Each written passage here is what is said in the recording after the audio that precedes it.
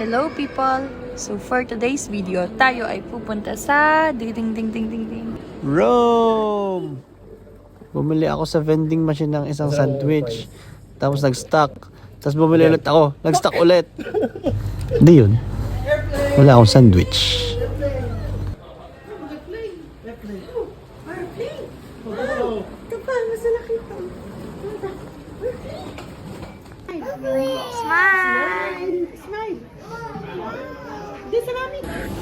Nang sumakay nga kami sa eroplano, si Tutoy tuwang-tuwa pa nung una, kaso inabot ng antok ay hindi pa kami nakakalipad.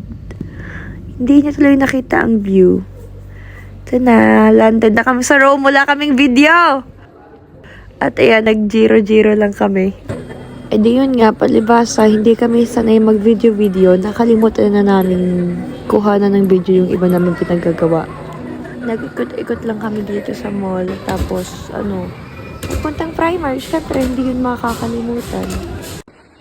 Ang Primark ay isang malaking store na kung saan medyo mura yung mga bilihin.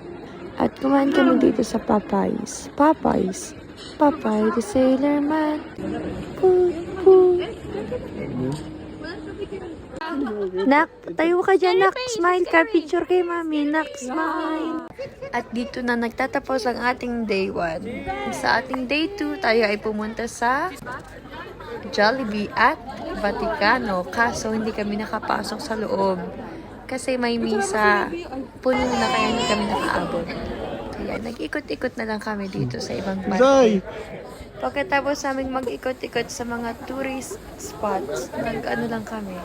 Umuwi na kami sa bahay. Kasi yung kasama ko gusto na mag number 2. Habang pauwi nga kami, nadaanan namin tong Basilica kung saan nakalibing si Pope Francis. Pumunta kami sa isang park. Syempre, another video na to. And kinahaponan, pumunta kami sa Termini para tagpuin yung mga friend niya. Pagkatapos noon, wala na kaming video naganap, kundi ito ng uwian. Tapos na ang video ito. Bye! Share ko lang na sa flight namin na pauwi nito. Akala ko sa tubig na kami lilimutin. Yun lang. Bye!